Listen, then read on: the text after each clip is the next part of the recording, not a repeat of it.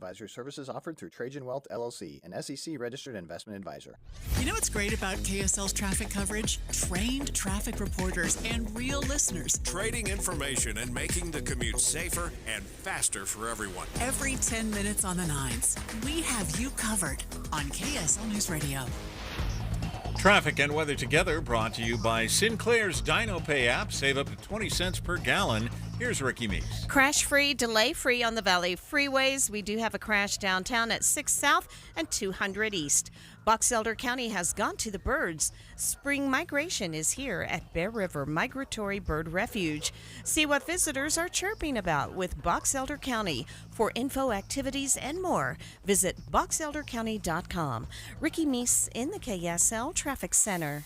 Our KSL weather, it'll only get to 55 degrees today and just into the low 60s tomorrow and Friday. Then by Saturday, temperatures will rise into the 70s, but a storm moves in on Sunday.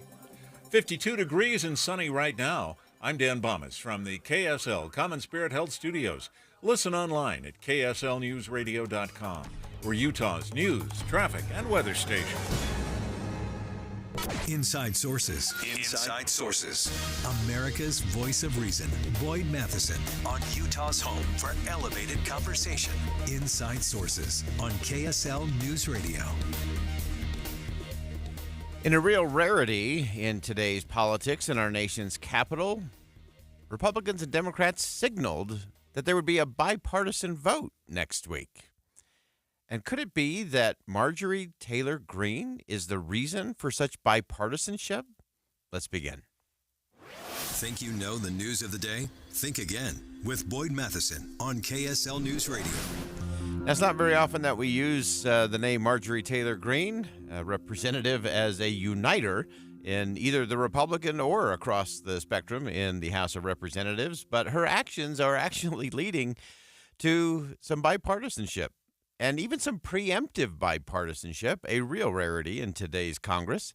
But she has signaled that next week she will call to vacate the chair. In other words, calling on Congress to vote to remove current Speaker of the House, Mike Johnson, from his position and remove his gavel. Interestingly, this has brought about great bipartisanship, as both Republicans and Democrats have said that's a bad idea, that's not good for the Congress, that's not good for the country. And so I want to dig into that just a little bit. It is a little bit of a think again kind of moment. We rarely use her in the terms of being the uniter in the group, but her actions are clearly leading to a little bit more united Congress. So let's get into that. Today, after much delay, you may recall that Representative Greene had issued this motion, this petition to vacate the chair before the votes were taken on the supplemental bills regarding Ukraine, Israel, and Taiwan. And she held off on those, and then it was expected that she would do those after those bills were passed. Each of those bills, by the way, passed with over 300, some as high as 333 votes out of 450 in the Congress. So great bipartisan support on all of those. It was expected that she would then file that and trigger that vacate and that vote that would follow. And she didn't. She then resorted to, we're going to put it off until we get back in sessions, because she wanted her colleagues on both the left and the right to go home to their respective districts and hear from their constituents. And I think she was believing that by having that delay, there might be something else come up that would be very divisive, that would cause Democrats to forget that they all joined together to pass some significant legislation, and perhaps they would once again vote with her and her colleagues in this motion to vacate and remove the Speaker of the House. Didn't happen when they returned last week, and nothing has moved forward. So it was expected that she would do that this week. And that didn't happen. And today, finally, she now has a new plan of what she's going to do with this motion. And, of course, she called a press conference on the steps of the United States Capitol to explain what she intends to do. Mike Johnson is not capable of that job. He has proven it over and over again. We have the Democrats coming out. They are ready to support him as Speaker. They want to keep it going because Mike Johnson is giving them everything they want. And so next week, I am going to be calling this motion to vacate. So that was Marjorie Taylor Greene on the steps of the United States Capitol today. She was flanked by pictures. Imagine this. Pictures of Speaker of the House Mike Johnson and the minority leader Hakeem Jeffries in that moment when Mike Johnson became the speaker and was handed the gavel, where he and Hakeem Jeffries actually had a good handshake and a hug. And, of course, that had to be the backdrop picture in front of the United States Capitol saying this is why she is going to call on that vacate the chair motion because it's clear that Mike Johnson and Hakeem Jeffries get along too well. And that's too bad. And that's part of the problem back there is we have far too many who are into the performative politics rather than the policy of what the job actually is. And so now Marjorie Taylor Greene has said she'll do it next week. Why the delay? Because, again, nothing happened and no one jumped on her bandwagon. And she's trying to hope for some sort of divisive action or issue or motion to come up that will cause the Democrats to retreat to their corner and the Republicans to band together in theirs, because then she has a chance of having this have some kind of effect. Now, in a recent interview on News Nation, the bulk of which will air tonight, Speaker of the House Mike Johnson was asked about his reaction to Representative Greene's motion. Here's what he had to say. I don't spend a lot of time thinking about her. I got to do my job, and we do the right thing, and we let the chips fall where they may. And that's my philosophy. That's how we're governing. We're gonna keep the train on the tracks and show the American people that not just what we're against, but what we're for. That there's a conservative agenda that is necessary to get the country back on the right track, and the way for us to do that is to keep and grow the House majority. Descending into chaos and closing the House down and vacating the chair again is exactly the opposite of what needs to happen. So whether you like Mike Johnson or dislike Mike Johnson, whether you like his politics or dislike his politics, I have to say he is acting like a Speaker of the House. And interesting that he has received praise from the two of the previous Speakers of the House, Newt Gingrich on the Republican side, Nancy Pelosi on the Democratic side, who said that is the job. The job is for the committees to do their work, for the Speaker to call things to the floor, for the Congress to work its will. That's the job. That means debate. That means amendments. That means votes. And then let everything fall where it may. And I find it a little refreshing that Speaker Johnson has said, if it costs me my job to do the right thing, so be it. I wish we could go around and, rather than having Marjorie Taylor Greene drive the conversation, because she wants to get everyone on record with a vote of whether they vote for Mike Johnson or not when it comes to that vacating motion. I think we ought to do a different kind of get everybody on the record. We should get everyone on the record and say, what is it that you would do in this role as a member, one of 435 members of the House of Representatives, that you are willing to do even if it costs you your job? Because I have always believed that if a candidate or an elected official cannot tell you the answer to that question, what would you do that would make it worth it, even if it cost you your job? If they can't answer that question, you probably ought not to be voting for that person or supporting that person. Because if they can't answer that question, there is zero chance, I mean less than zero chance, that they will ever be in a position to show political courage or statesmanship or stateswomanship. They'll have no chance of negotiating in the integrity of compromise and getting to better solutions for the country. And so that's where we really have to get with all of this. So the Democrats today put out a statement with Democratic leader Hakeem Jeffries as the principal signer on that if anything comes up, that they will vote to table Representative Marjorie Taylor Greene's motion to vacate the chair. If she invokes the motion, it will not succeed. That's the message coming from the Democrats. Mike Johnson responded to the motion, saying this motion is wrong for the Republican conference, wrong for the institution, and wrong for the country. We need more leaders in this country who are willing to make those kinds of statements, ask those kinds of questions, so we can get past the politics and to the right results for the American people. We'll be right back.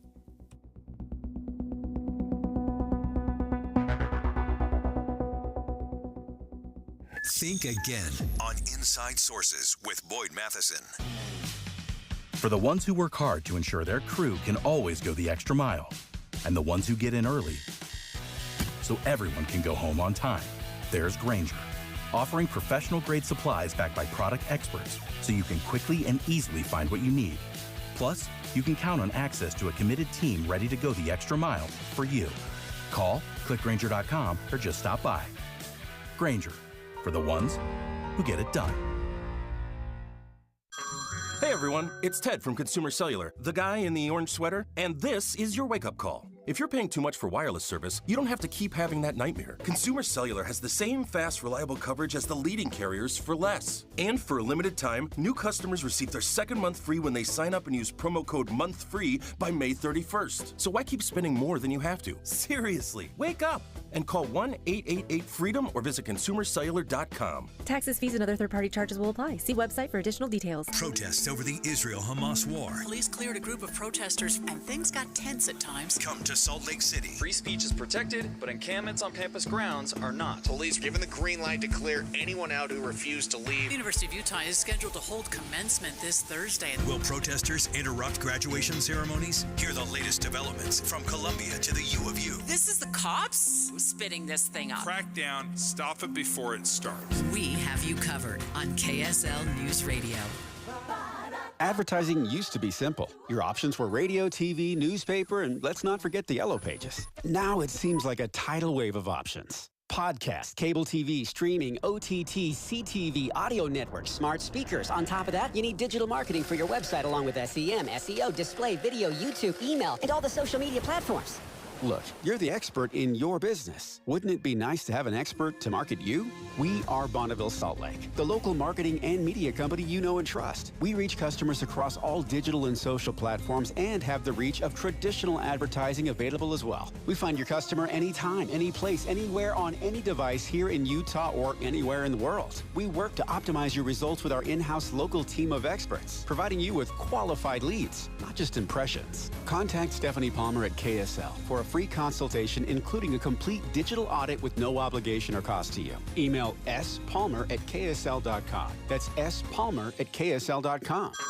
Hey everyone, it's Ted from Consumer Cellular, the guy in the orange sweater, and this is your wake-up call. If you're paying too much for wireless service, you don't have to keep having that nightmare. Consumer Cellular has the same fast, reliable coverage as the leading carriers for less. And for a limited time, new customers receive their second month free when they sign up and use promo code MONTHFREE by May 31st. So why keep spending more than you have to? Seriously, wake up and call 1-888-FREEDOM or visit consumercellular.com. Taxes, fees, and other third-party charges will apply. See website for additional details. Do you find yourself stuck in a timeshare? Get the real facts about the timeshare industry and your options for cancellation. Chuck McDowell, founder of Wesley Financial Group, has put together a free information guide that reveals the secrets the timeshare industry doesn't want you to know, including the 5 ways to get rid of your timeshare. Call now and get this timeshare cancellation guide absolutely free. Call 800-838-6161. That's 800-838-6161. 800-838-6161. Ah, the life of a small business owner. Keeping the lights on, calling all the shots, and then there's workplace accidents. 500-degree ovens, rusty nails. Danger lurks around every corner. Workplace accidents can happen, but there is an easy way to keep your employees covered. Talk to your agent about workers' comp coverage from Pi, or go to piinsurance.com and get a quote. Safety first, then Pi Insurance. Individual rates, offerings, and savings may vary, subject to policy terms and conditions. Not available in all states and situations. Getting help with electrical repairs is easier than you think. All you have to do is call Any Hour Services or schedule an appointment at anyhourservices.com. No one helps more homeowners than Any Hour Services. Tim and Amanda. I don't want to be in the dark about things. I'm sure you don't either, Tim. I mean, I want to know what's going on with the weather. Are my kids safe? Where is my money going? I want to be informed. Yeah, the truth is, it's important information for you and your families to make sure that you are informed so that if some changes are necessary in your life or your children's life, you can make them by listening and starting your morning with us here on KSL. Wake up with Utah's Morning News with Tim and Amanda, 5 to 9 on KSL News Radio. With the 3 things you need to know this hour, I'm Dan Bomas. First, it may be May Day, but you may find the weather's a bit chilly this week. Second, the 4 students involved in a gun-related incident near Roy High School are facing charges in juvenile court. And third, a bill that would repeal Arizona's 1864 law banning almost all abortions is close to passing the state Senate. 52 degrees and sunny in Salt Lake City. And back to Inside Sources on KSL News Radio. Get deeper insights on the news from Inside Sources. Of course, we've all been watching the chaos unfolding at many of America's top universities as protests turned into encampments that turned into occupations of buildings. We've also seen violent responses from protesters and counter-protesters. We've had state governments and administrations and others, some who have stood by and watched, some who have been very physical in moving it forward and removing the protesters. The important thing to remember in all of this is, one, we are dealing with some pretty young adults, many that are just barely out of high school that are participating in these protests. And so you have to ask under the headline question of how strongly motivated are these protesters by the plight of the innocent civilians inside of Gaza? How many are anti-Semitic? How many are just against Israel's bombing into Gaza? And you can go on and on and on down the list. There's a whole host of things that we cannot conflate into an either-or kind of situation. But the real thing that I want to get to in this segment is this ideology or is this instilled? Is this part of what we're creating on campus, or is this a byproduct of something else? And to help us do that, as we often do, we turn to Jennifer Graham, who is the Ideas and Culture Editor for the Deseret News. We just call her one of the great writers and thinkers in America. And Jennifer, welcome back to the show. Hey, thank you so much. You don't have to say all those nice things about me. I would come on anyway just to talk to you. We just want to make sure because we love having you on, Jennifer. So, and fortunately, we speak truth on this show. So I just call balls and strikes. That's my job. Thank you. You had a great piece talking about this very thing of are those on college, are they terrorists? Are they protesters? Are they impressionable kids? Give us some of your deep dive into this. Well, you know, that word terrorist really stood out to me, and that's what got me into the line of thought that led me to this piece that you're referencing, because that's, of course, language that's being used on social media. And I was a bit taken aback by it. I mean, I know you watch a little bit of Fox News and some of the footage, and you understand why people may say that. But on the other hand, we're also talking about really young kids. And really young kids who have been through an interesting couple of years, I'll put it that way, with COVID and such, going through high school during COVID. And, you know, some people have said that this generation perhaps is just not as mature as previous generations have been at this age. So we're not just talking about college kids, but we're talking about kids that are not even as mature as they were, say, 10 years ago. Yeah. And you look at some of the videos of them giving interviews and you think, yeah, these really are kids. Yeah, no question about that. And you dug into, again, beautifully getting beyond the headlines and what's on the surface. You looked at something happening at UCLA where, of course, some of those protesters and counter-protesters clashed overnight last night. Give us what you found out in just a real simple class at UCLA and what it might teach us in terms of what is under the surface of a lot of this. Well, this was some reporting that came out, I think, about a week ago by a small newspaper, conservative, called the Washington Free Beacon. And it's about a class that has been taught at UCLA, I think for a couple of years now, that's called Health Equity class. And it's a required course in the medical school in which students are being taught some really radical ideas. And one of the ones that he focused on was the idea that obesity is a concept that's used by oppressors. And the quote was to exact violence on fat people. And it was a lot of the kind of critical theory kind of language that has raised eyebrows in conservative circles over the past 10 or 20 years. And it just was really interesting that this particular class was focused on right at the time that these protests are going on. And I think there's a clear line between those concepts being taught on the university level and what we're seeing play out in pretty terrible graphic circumstances on campuses right now. Yeah, so connect those dots for us. Kind of walk us through how some of that kind of framing of things really becomes the kind of the precursor to some of the things that we are seeing on campus. Well, I mean, the whole idea is that we are talking about a generation of kids who have been raised in language of oppression. And the idea is that the world is basically two camps. You're either part of the oppression or you're one of the oppressed. You're either an oppressor or a victim. And this has played out, of course, in critical race theory over the past couple of years. And it's why the 1619 Project was so controversial, because it recast American history into those terms.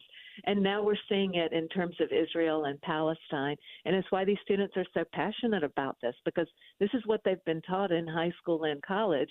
And, you know, who doesn't want to be on the side of the victims, right? I mean, they think it's a very noble cause, and there's no nuance in here whatsoever. It's black and white thinking all the way down. Yeah, and that whole victim mentality and the whole grievance approach to things, it does go across the political spectrum. Of course, former President Donald Trump used grievance as a way to win the White House in 2016, and he's doubling down here in 2024 in terms of, you know, it's rigged, everyone's out to get you. If they get me, they're going to come after you next. And it's kind of that same feeling in terms of the oppressor and the oppressed, and you got to pick one of those camps, and it's an either-or choice. To me, that doesn't lead us towards any kind of conversations that lead us anywhere, whether it's dealing with what's happening in the Middle East, whether it's dealing with anti-Semitism here at home. How do you see the path forward on all of this, and what is it that we all should be aware of as we consume a lot of this kind of news, especially during the current situation? Well, I think a real problem that is before us right now is the generational divide in all of this, because there have been so many polls recently that have looked at how sympathy for Palestine versus sympathy for Israel is very sharply divided on generational lines. And I mean, I'm just seeing this in families. I mean, I've got young kids of protesting age. Thankfully, they're not out there. I call and check every night to make sure that they're not, but they could be. And so, you know, I think myself and a lot of other people, a lot of other parents are dealing with this right now, and that they hold very different views from the children that they have raised. And it's going to be interesting how we as a country navigate this issue, but also how we on personal levels navigate this issue within our own families, because it's not just taking place on college campuses. There's this division of thought going on within our own families, and there are repercussions beyond just at the voting booth this fall. Yeah, I think that's so important to point that out, that it's very easy to say, oh, this is just happening on college campuses, but it's happening around kitchen tables and dinner tables and community centers and family Zoom calls and text chat groups, and it seems to be really pervasive everywhere. And it seems to me that as we go down this path, that we're getting further and further into, it may not be that we're necessarily so divided, because if you get into the nuance of all of these things, most of those lines tend to disappear, or at least dissipate somewhat.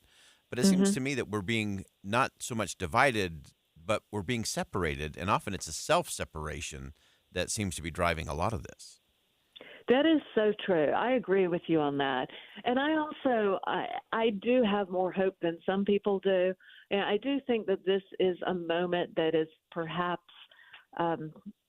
it perhaps does have some implications greater than just what's on the news this week. I mean, we may be seeing some changes in higher education, for example, that are going to be with us for a while, you know, even once all these encampments are taken down, and they will be taken down. And, you know, I think it's just going to be probably a difficult couple of weeks in America, I'll say that. But one thing that gives me hope is, number one, there does not seem to be any kind of revolutionary leader leading these kids.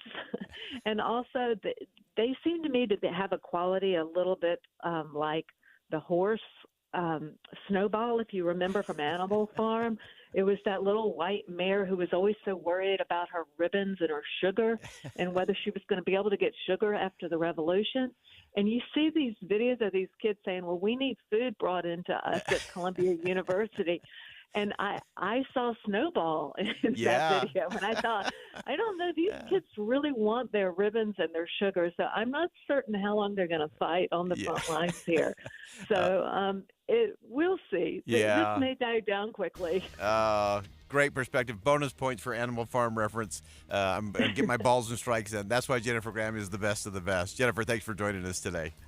Thank you for having me. Always a pleasure. All right. Bye. Great perspective, great ideas, great focus from Jennifer Graham. Great piece. You can check it out at Deseret.com. We'll step aside for bottom of the hour news. More Inside Sources coming up next. We hope you have the right app on your phone for news. You probably have dozens. But the KSL News Radio app, well, it makes our live stream super easy. Plus, our talk shows are right there as podcast for your workday. That's the app.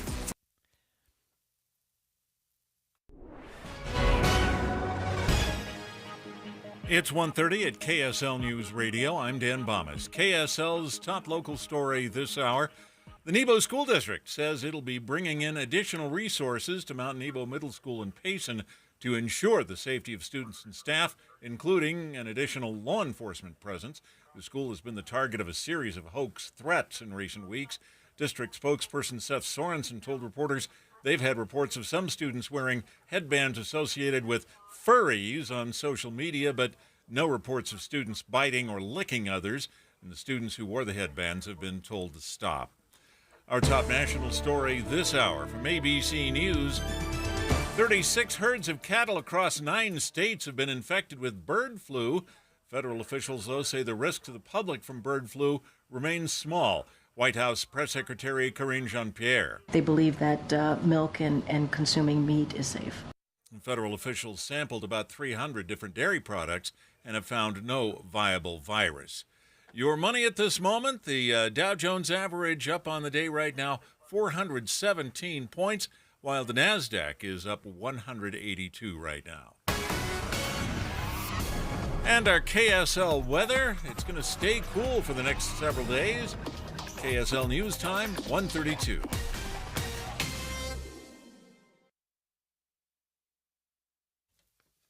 Are you willing to do something today that will change every tomorrow for the rest of your life? For me, the one thing that changed everything was the day I made the decision to begin my SOTA weight loss journey. Now, SOTA stands for state-of-the-art weight loss because it is state-of-the-art. And I was sick and tired of being sick and tired and out of shape. My personal nutritionist helped me break through all the bad habits, all the poor choices to build a better me now and for the rest of my life. No fads, no potions, no counting, just science. I let go of 37 pounds in 90 days, and I always have instant access to my nutritionist anytime to help me navigate a grocery store shopping list, a restaurant menu. I'm almost 2.5 years in, still 37 pounds down. The results don't lie. The difference is SOTA. As I always say, when it comes to your SOTA weight loss journey, there's no time to lose, only time to win. So start winning today. Your healthy tomorrow starts today. Start it at SOTAweightloss.com, SOTAweightloss.com. Progressive presents 10 things on a contractor's to-do list that are harder than getting a commercial auto insurance quote. Bidding a new client, giving an accurate estimate, finding affordable materials, getting a client to pay you for work you already did, getting a client to pay you, period, securing permits and workers and tools, getting those workers and tools to work together, and finding the perfect pair of overalls. Pockets, baby. But the easiest thing on a small business owner's to-do list? Seeing if you can save on commercial auto insurance. Get a quote in as little as 7 minutes at ProgressiveCommercial.com. Progressive Casualty Insurance Company and Affiliates. Coverage subject to policy terms and conditions. I'm Kareem Abdul-Jabbar. I learned about atrial fibrillation the hard way. My symptoms would come and go. Shortness of breath, fatigue. I kept going. Then I got so lightheaded, I couldn't. My doctor said I have AFib, so I'm about 5 times more likely to have a stroke. Other symptoms, irregular heartbeat, heart racing, chest pain can come and go, but the risk of stroke stays. If you have symptoms, tell a doctor. Visit notimetowait.com. Sponsored by Bristol Myers Squibb and Pfizer. Oh, honey, Honey, it's our favorite leaf filter trusted pro, Matt. Matt, come in, come in. Hi, Mrs. Sparks. You wanted me to stop by? Is everything okay with your leaf filter gutter protection system? Okay, of course, silly. We wanted you to stop by for dinner as our way of thanking you. Yes, to thank you for that free gutter inspection, the free estimate, and what was the other thing? That lifetime guarantee. Well, Mr. and Mrs. Sparks, those are just Leaf Filter's policies. Everyone who calls Leaf Filter gets a trusted pro to come out for a free gutter inspection and estimate. And every Leaf Filter installation comes with a lifetime guarantee. So it's not just us? No, sir. We don't want anyone to worry about clogged gutters ever again. You mean everyone gets this level of service? Everyone. They just need to visit leaffilter.com/build to schedule their free inspection. Okay, but you must be starving. You work so hard. Ready to love your gutter protection as much as we do? Visit leaffilter.com/build and get up to 30% off today. See representative for warranty details. Promotion is 20% off plus a 10% senior or military discount. One discount per household. Traffic and weather together, brought to you by Sinclair's DinoPay app. Save up to 20 cents per gallon. And here's Ricky Meese. All clear on the Valley freeways. Our main secondaries also in good shape. Salt Lake City PD wrapping up an accident at 9th East and 800 South. S&S Roofing is your trusted source for quality and affordability. They've been the top roofing company in Utah for over 40 years. Schedule an estimate now. Get a free quote at snsroofinginc.com. Ricky Meese in the KSL Traffic Center. And we'll see cooler weather with a high today of only 55. Tomorrow, just in the low 60s. And won't warm into the 70s again until Saturday. Right now, 52 degrees and sunny. I'm Dan Bomas from the KSL Common Spirit Health Studios. Listen online at kslnewsradio.com. We're Utah's news, traffic, and weather station. Inside Sources. Inside Sources. America's voice of reason. Boyd Matheson on Utah's home for elevated conversation. Inside Sources on KSL News Radio. As confidence in our university systems continues to fall, there may actually be a remedy underneath the headline there that should be the center of more of our conversations. And could it be that diversity among religious perspectives and those perspectives having a real seat at the table among decision makers, policy makers, could that actually, having faith have a seat at the table, help remedy the problems plaguing many of our college campuses? I think it's worth giving it a chance. As someone who's taken a deep dive look at all of this, Paul Lambert, of course, is the Religion Initiative Director at the Wheatley Institute, faculty member at the Marriott School of Business at Brigham Young University, and joins us on the line. Paul, welcome to the show. Thanks for having me. It's great to be here.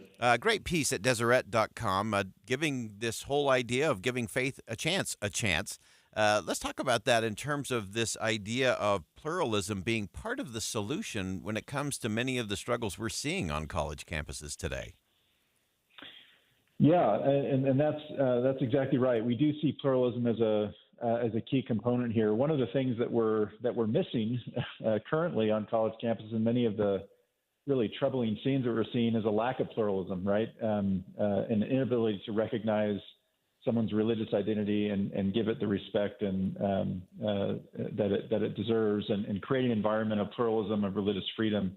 And when you take that away, you see the really disturbing images that we're seeing across university campuses today. Yeah, I loved one of the things that you and your colleague Stephen Courtwright pointed out in your piece. And that is that not only have we seen the rise in anti-Semitism, but we've also seen Islamophobia and other kinds of prejudice and persecution on college campuses. So talk to us a little bit in terms of how we reframe that conversation, and how do we get to that point where faith can be included as a dimension of diversity? Yeah, so you're absolutely right. And unfortunately, many college campuses across America for many years now have not always been friendly to faith. And there's a number of reasons that we could talk about for that. But the main thing is, the main message here is we need to recognize that faith and belief are core to who people are. And this is not just true on college campuses. It's true in any context. If we want people to thrive, in this case, if we want them to be the best students they can be, if we want them to be able to contribute as faculty members, as staff and administrators, we need to recognize who they are. And a big component of frankly, most individuals is their faith and belief. That's how they see themselves. That's how they see the world. And so if we could create an environment where people feel confident and comfortable and able to live according to those beliefs, then we're creating an environment where people are better able to contribute, better able to be students and professionals. And that's the bottom line. Yeah, and that's so important. It's so easy to say, well, you can have your faith, but just, keep it in your closet, in your house, in your synagogue, in your church or chapel. And for individuals to be able to take their whole authentic self into the public square, to take that divine identity into the public square, I think is so important. And one of the things that I loved that you pointed out was the fact that faith traditions have a long history of being some of the great champions of social justice and human dignity. Describe that for us. Yeah, so there's so many examples we could give, and the one that we point to immediately, which is just such a powerful example, of course, is Martin Luther King.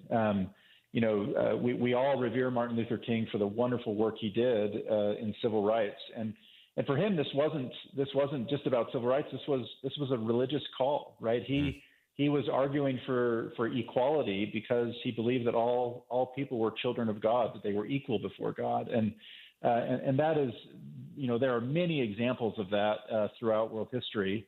That these religious ideas that we're all equal before God, that we're all brothers and sisters, are really at the heart of so many movements that value the person, that value each individual despite our diversity. In fact, we value them because of that diversity and that God made diversity, right? So religion really is a core component of many of the advancements we've made in humanity along equality lines. Yeah, and I think there's that earned empathy that comes from a lot of different religious groups. You point out the fact that just here in America that Muslims and Catholics, Latter-day Saints have that earned empathy from experience that political persecution, social oppression, and that can help change the conversation in terms of how we look at this, so it doesn't just become one more battle of oppressor, oppress, who offended who was wronged first, so that we can actually get to the forward-moving conversations.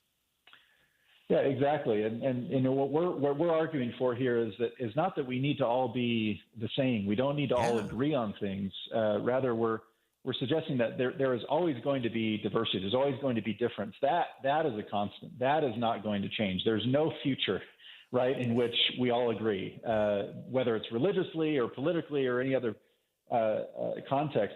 The thing that we need to do is show that empathy, show understanding, recognize that the goal is an agreement. The goal is civility. The goal is recognition of that dignity. And if that's our goal, then we can again disagree, but we can recognize that we're part of a larger unit, whether that's democracy, that's a community, whether that's a university, whether it's a workplace. If we can acknowledge that dignity, then we can create spaces where people can thrive despite the difference. I think it's so important that we get to that whole concept that oneness is not sameness.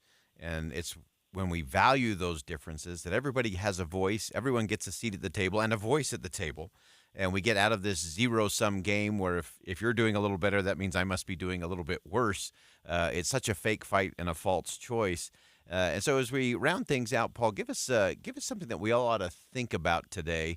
Think different or do different as it relates both to how we consume the news that's going on about our college campuses and then what we ought to be doing, not just concerned about college campus, but our own kitchen table. Yeah, so the thing I'll point to, there's many things we can do, but one quick one is I think we can look beyond the labels and try and understand what's the experience of the person that we're engaged with, whether that's someone that we know very well, a family member, a friend, or someone that we're engaging with in a more formal way. We're all very quick to make judgments about what we think we know about that person, but what really is at play? What can we do? What questions can we ask? How can we be respectfully curious to understand who is this person? How can I give this person dignity? And I think if that's our approach, that's a first step in creating an environment, in any context, that can lead to better, more peaceful outcomes, and frankly, at a macro level, a better democracy. I absolutely love that. I think it is having that kind of radical curiosity, as you said, Paul, about what is their experience? What is this person's experience? Why do they think that way? Why does she believe that's a good solution? Why is he concerned about this? once we get the blinders off and we start to get radically curious, it is a better day for the democracy, to be sure. Paul Lambert, Religion Initiative Director at the Wheatley Institute, faculty member at the Marriott School of Business at Brigham Young University. Paul, great piece, fantastic thinking and writing. Thanks so much for joining us today. Thank you, Boyd. Great to be here. All right, and that's Paul Lambert from the Wheatley Institute. And this is really some great thinking in terms of how we think differently about what's going on our college campuses, how we approach and how we make sure that faith is a dimension of diversity, is part of those crucial conversations. That kind of pluralism will get us to far better solutions and a real lasting peace. We'll be right back.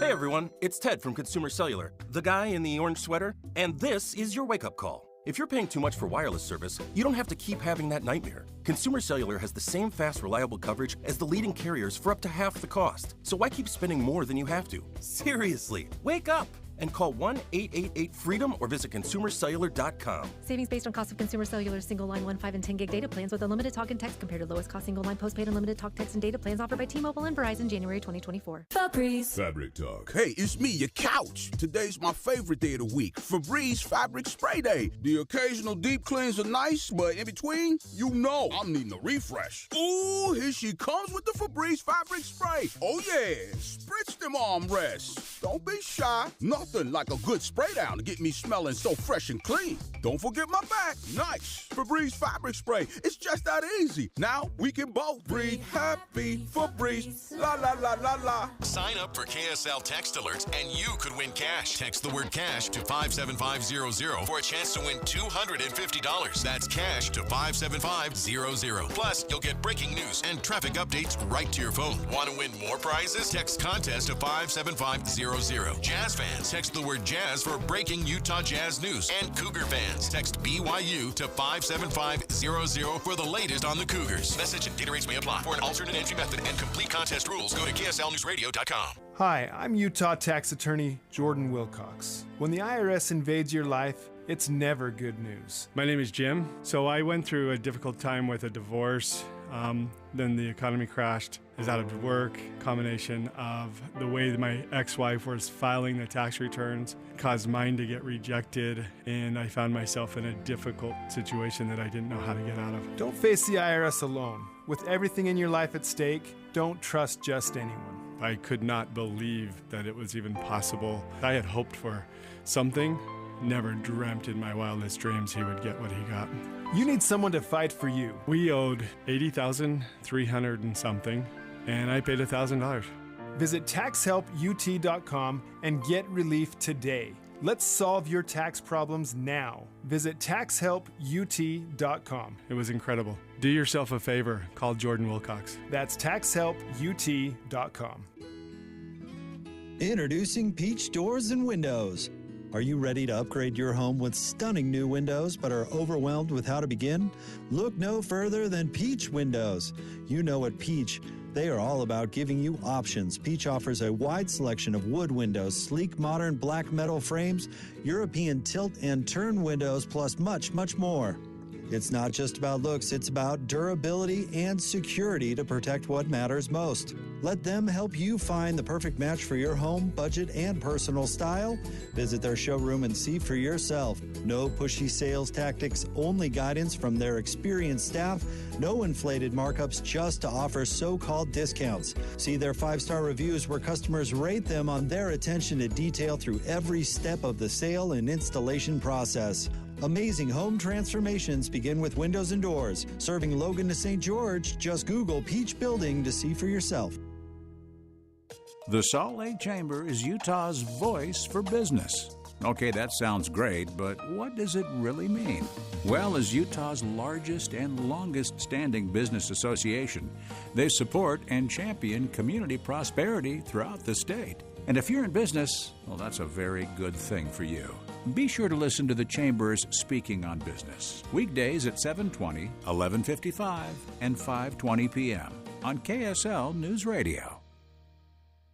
Good morning. Baby, it's a brand new day. Ready Ready to wake up in a new destination nearly every day with Norwegian Cruise Line? Book today to get 70% off second guest to Alaska, Europe, and beyond. Plus, everyone can enjoy their vacation with free unlimited open bar, free specialty dining, and more. Visit ncl.com, call your travel advisor, or 1-888-NCL-CRUISE. Offer ends soon. Norwegian Cruise Line. Ships registry the Bahamas and USA. Restrictions apply. The rest of my life gon' start today. Any Hour Services can help unclog any drain in your house, whether you have a backup, a clog, or a slow drain you want fixed. Call Any Hour Services or visit anyhourservices.com. The average text takes your eyes off the road for about 5 seconds. I'm Dan Bomis. First, it may be May Day, but you may find the weather's a bit chilly this week. Second, the 4 students involved in a gun-related incident near Roy High School are facing charges in juvenile court. And third, a bill that would repeal Arizona's 1864 law banning almost all abortions is close to passing the state Senate. 52 degrees and sunny in Salt Lake City. And back to Inside Sources on KSL News Radio. Hear elevated conversation on crucial issues. Boyd Matheson on Inside Sources. Welcome back to Inside Sources here on KSL News Radio. The campaign finance landscape continues to shift and be reshaped, and there was a new ruling issued today that has some big-time ramifications, could be even bigger-time ramifications as it relates to big money and to super PACs in particular. Raises a lot of questions about donors, coordinating with campaigns, all of those kinds of things. And so we want to get into a strategic conversation about the implications, the potential, especially as we come off a caucus and convention weekend here in the state of Utah, where we did see a lot of super PAC ads. They're usually the really negative hit pieces. And so we want to take a look at that in terms of the implications for these super PACs. Again, often they do the dirty work of campaigns. They do the hit pieces, the negative campaign ad with the gravelly voice guy and the black and white images. And so often those super PACs are doing the dirty work. And then there's always sort of this free pass because the candidates can say, well, we can't talk to them. That would be illegal. They kind of shrug their shoulders and take the benefit of the negative campaigning or the kind of down and dirty hit piece. And I caught a piece today from our friends over at the Dispatch where we always turn to get a good perspective on how this plays out. David Drucker, of course, senior writer at the Dispatch, where he focuses on Congress, campaign, and national political trends. And David, welcome back to the show, and give us kind of the baseline of this new rule from the Federal Election Commission and how that might play out in the months ahead. Yeah, it's interesting, Boyd. Good to be back here. Hate to disappoint you, but the super PACs can still run those ads with a gravelly voice, accusing this or that candidate of all sorts of dastardly deeds, and the candidate that it's supposed to help is still going to be able to say, "Hey, man, I got no control over this. The law prevents me from doing anything." What the new advisory opinion from the Federal Election Commission does, and it's funny, this happened over a month ago, and nobody really noticed it, including me. Is that it makes it now permissible for campaigns, for candidate campaigns, to coordinate with super PACs and other groups on door-to-door voter canvassing. It's a very specific ruling. But because of that, it's going to become much more strategically beneficial, potentially, for campaigns to do what Ron DeSantis tried to do in his presidential bid, which is let super PACs that can raise money in unlimited amounts, collect checks for tens of millions of dollars at a shot from big donors, and let them run the ground, a big portion of the ground game. It's labor intensive, it's expensive, it's a lot of door knocking, a lot of data collection, because the campaign can now tell the ally group, here's where I want you to go, here's what I want you to say, and then they'll be able to report back with all the data. Now, the campaign will have to purchase the data from the outside group, but they have access to it. So this has the potential to really reshape how many campaigns and party committees approach this key aspect of voter turnout. What the advisory opinion from the FEC did not do, and just for the real nerds out there, it's referred to as the Texas Majority PAC advisory opinion. If you want to go to the FEC's website and take a look at it, maybe you'll understand it better than I did. I talked to a bunch of election lawyers to make sense of it for me. What it did not do was make it permissible for candidates to coordinate with these groups when it comes to text messaging, phone banking, or direct mail. Those are also key aspects of voter turnout. And so it's not 100%, but it is this one key aspect.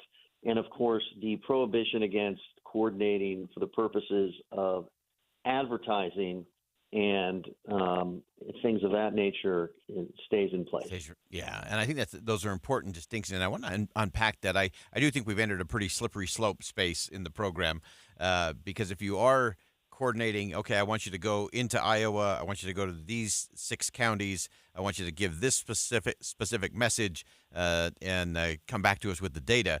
I think that gets into some really interesting things really fast. The one thing that I think we got to get to and look to, I actually have the real radical proposal on this, David.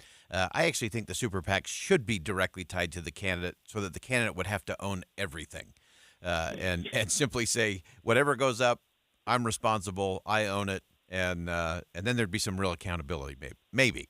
Well, hey, listen, I'm not arguing against it, but then the Federal Election Commission, the federal government, essentially, would have to do away with contribution limits. Right. So, as you know, because you've done this before, and sometimes you watch TV, and people who write these scripts, I think, are idiots. But if you're a wealthy donor, you can only give, I think in this cycle, it's $3,500 to a candidate for one race. Right. Now you can call all your friends and call your business network, and you can tell them all, hey, I'm collecting $3,500 checks for candidate X. Please give. He's great. I'm going to have a fundraiser at my house. You should all come. But you can't just write $1 million check to candidate X. Right. You can write $1 million check to his or her super PAC. So but therefore, if we go with your suggestion, which is, listen, fine by me, what do I care? Then you're going to do away with federal contribution limits, which, by the way, also include the committees. If you're going to give to the RNC, I think it's up to $40,000 now. If you're giving to the National Republican Congressional Committee or National Republican Senatorial Committee, it's up to like $40,000 now. You can give an additional donation in primaries versus generals. Of course, if you collect money for the general election to pad your fundraising numbers, you only get to use it if you get into the general election. Then you can sit on the money. But, these things there are all sorts of changes that would have to be made to just give candidates ownership. And, of course, that would just take us back to the pre-McCain-Feingold campaign finance reform law, which was everything was soft money. Right. And then we, of course, would also have to deal with the issue of corporations, which they can give through PACs, right? A corporation can set up a political action committee that its employees give to, but those are limited to, I believe, 5,000 per general and 5,000 per primary. What do you do with those? What do you do with unions? And it's a rabbit hole. Yeah, it is a bit of a rabbit hole, and I think it's interesting as you kind of go down that. I think the interesting thing about this particular ruling is it does free up a lot of campaign cash for the actual campaign itself, which I think will actually be very telling. And just in our last minute here, David, I think this will actually expose how good or how bad a candidate's campaign is, because suddenly they're going to have more cash to do things because they're not paying for that door knocking and voter get out the vote stuff that's so expensive. I think it'll be pretty telling in terms of what do they actually use that money for, and is it actually effective, or does it reveal maybe there's a lot of holes in the boat? No, look, it could be. And I think you're going to see the Trump campaign in concert with the Republican National Committee try out this brave new world we're living in here. They're convening a meeting of allied outside groups in Palm Beach on Friday, and they're going to discuss how these groups might be able to take on the door knocking, the voter canvassing, and alleviate the cash crunch and resource crunch that the RNC and the Trump campaign is facing as compared to the Biden campaign and the Democratic National Committee. Yeah, fascinating stuff. As always, we turn to David Drucker from the Dispatch to get down to the bottom of what this all means, how it actually will play out. A really interesting ruling that, as you noted, David, most people missed, including you and me. So they really snuck it in. Yeah. You got to pay attention to these oddball, obscure things in D.C. Sometimes they matter. That's right. Absolutely. As always, great to have you on the show, David. Good luck out there as things continue to move forward. We look forward to having you back soon. Sounds great. Thank you. All right. That's David Drucker, senior writer at the Dispatch. And really interesting perspective. I do think we're entering slippery slope territory when it comes to this kind of, we'll call it soft coordination between super PACs and campaigns. Remember, super PACs can have unlimited. Anyone can donate whatever they want to a super PAC, tens of millions, no problem. Individuals to a campaign or business to campaign, you're severely limited in all of that. Being able to coordinate it, I think, is an interesting step for the FEC to decide. We'll watch some ramifications of that and how it actually plays out in real life. We'll see it here in the state of Utah. We'll see it across the country as well. All right, that wraps up hour number 1 of Inside Sources here on KSL News Radio. We'll step aside for some top-of-the-hour news, but don't go anywhere. Big hour number 2 coming up next. Stick around. We'll be right back.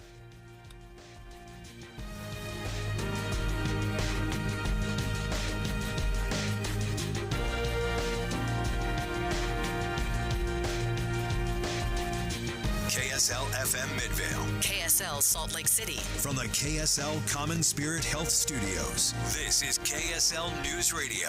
Utah's news, traffic, and weather station. It's 2 o'clock at KSL News Radio. I'm Dan Bomas. KSL's top story this hour. We have breaking news out of Payson, where the Nebo School District is bringing in additional resources, including extra law enforcement, to deal with a series of hoax threats at a middle school. KSL News Radio's Eric Cabrera joins us live with more. Eric? Dan, we heard from Payson Police first, who couldn't tell us much other than the investigation is ongoing and that they are treating each threat seriously. And if they find whoever is responsible, they will be charged. But Seth Sorensen with Nebo School District spoke about the added security measures they have in place at Mount Nebo Middle School, which includes hiring additional faculty on site to roam the halls, cameras throughout the school, including new security software where teachers, staff, and law enforcement can communicate any emergency situations immediately, which was used yesterday when they received the third bomb threat. Sorensen also said they've implemented more security features into all of their schools within the district. He also confirmed that it wasn't a specific group or student threatened, but that the threats have been made to the school itself. Payson Police don't believe the community is under any type of threat. Reporting live in Payson, Eric Cabrera, KSL News Radio. Our top national story this hour from ABC News. The Federal Reserve leaving interest rates unchanged for now. The chairman of the Fed says it's likely going to take longer than previously expected to gain the confidence they need that inflation is coming down before they cut rates. Consumer prices have been rising at an annual rate close to 3% above the Fed target of 2%. Your money at this moment, the Dow Jones average up on the day, 85 points right now. It had been much higher earlier. The NASDAQ is down right now, about 52. And our KSL weather, it'll be cool for the rest of the week. That's next. KSL News Time, 2:02. It's a priority for us at this station to bring you all sides of a story and to talk about the news fairly, completely. Get all the facts and be really aware. Utah's Morning News with us, Tim and Amanda. Weekday mornings 5 to 9 on KSL News Radio. Alpine Home Medical, we bring wellness home. Do you find it exhausting getting up from your favorite chair every day? Say goodbye to discomfort and hello to a world of ease. Hi, I'm Jay Broadbent with Alpine Home Medical, and you have so many options when buying a lift chair. For the highest quality, always come to Alpine. Our lift chairs are more than just furniture. They're your ticket to independence and relaxation. Plus, with our spring savings event, we've just marked down some of our chairs that are ready for you to take home. With an unbelievable warranty, you can shop with confidence knowing your comfort is our priority. So stop by any of our 11 locations today and explore our high-quality inventory, or visit us online at alpinehomemedical.com. That's alpinehomemedical.com. Alpine Home Medical, we bring wellness home. Believe it or not, most small businesses don't have a 401k. If you don't have a 401k, you are missing out on the greatest wealth creation tool ever created. I'm Jeff Jr. with Trajan Wealth, and many 401ks are overpriced for the employer, have expensive and underperforming investment options, and have tedious administrative provisions. Not at Trajan Wealth. We can set up a 401k for a company for only $8 per employee, a $65 per plan fee, plus a small advisory fee. That's right, not thousands or even the tens of thousands you've been quoted. And do it all in less time than it takes to sit in traffic. If you have 5 or more employees, these 401ks will help you attract and retain top talent. And if you're an employee and don't have a 401k, tell your boss. Call Trajan Wealth today. Call 801-899-7600. That's 801-899-7600. Services offered through a third-party partner. The life of a small business owner. Keeping the lights on, calling all the shots. And then there's workplace accidents. 500-degree ovens, rusty nails. Danger lurks around every corner. Workplace accidents can happen, but there is an easy way to keep your employees covered. Talk to your agent about workers' comp coverage from Pi, or go to piinsurance.com and get a quote. Safety first, then Pi Insurance. Individual rates, offerings, and savings may vary, subject to policy terms and conditions. Not available in all states and situations. Traffic and weather together, brought to you by Sinclair's DinoPay app. Save up to 20 cents per gallon. Here's Ricky Meese. We had some unusual slowdowns eastbound I-80 between Redwood Road and the I-15 junction to get into downtown.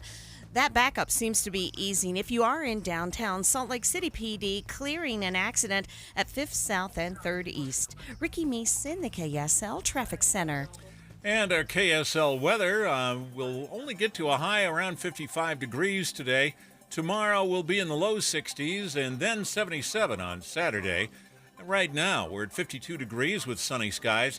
I'm Dan Bomas from the KSL Common Spirit Health Studios. Listen online at kslnewsradio.com.